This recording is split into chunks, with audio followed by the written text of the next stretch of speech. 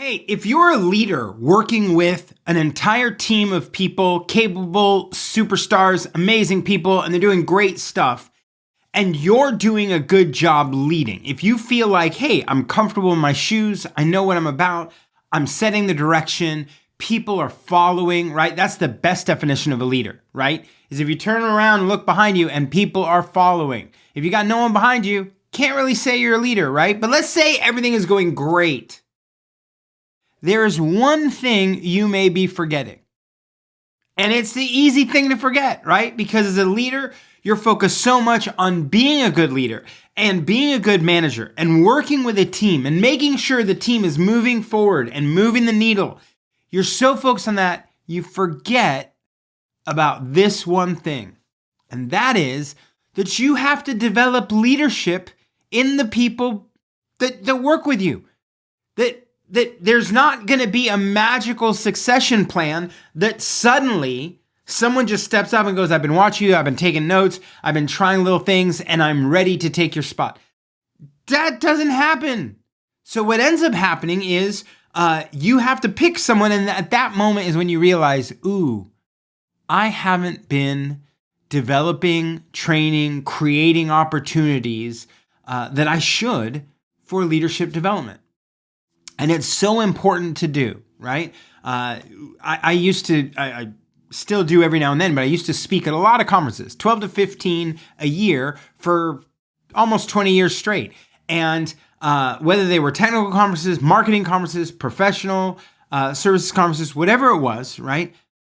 I was good at it. So I'd get on stage and I'd tell a set of stories and we'd be good. But we got in a corporate setting, we got to a point where I realized I'm not going to be here forever and I'm not going to be on stage forever. So I need to help develop the next person that works with me to step into that kind of role. And of course, you know what happens, right? You give them tips, you help them, you come alongside them, and then they get on stage and you're like, oh, here are all the things they didn't do well. Stop that. That's not how you develop leadership. You don't develop leadership by picking on every possible thing they did wrong. And I know you wouldn't do that, right? You wouldn't do that. It's just other leaders that would do that, right? You and me, we would be kind and careful and supportive and know that it takes more than one effort, more than one instance to develop a capacity. So you're going to have to give them another shot and another shot after that. And I don't give tons and tons of feedback or nearly as much feedback as I could, because it's just demoralizing, right? When you're starting something new. So how do you develop leadership? Three things you gotta do. Number one, you have to create opportunity. You have to create space for someone else to lead something and you not do it, right?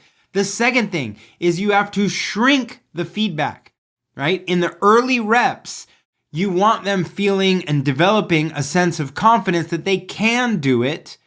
And you want to give them one item each time to improve on. And if they nail that, give them another one, right? But don't give them 15 things that they need to do better, because they're just going to be like, peace out, I'm not interested. And the third thing you have to do, right, is help them not just in making a decision, not just in executing, help them think about the work that you're trying to develop, the leadership you're developing them, help them think about it. And that means at the end of you doing it, being able to articulate why you did what you did. And when they do it, especially after they've done it a few times, get them to articulate what they were thinking about and what you might think about if you were in their situation.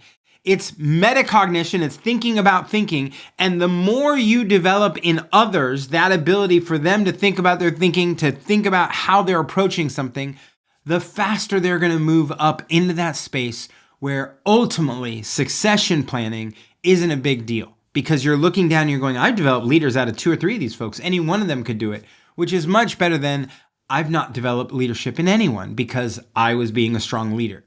So if you're being a great leader, that's awesome. Just remember this one thing, which is you have to develop the leadership on the teams that you're leading.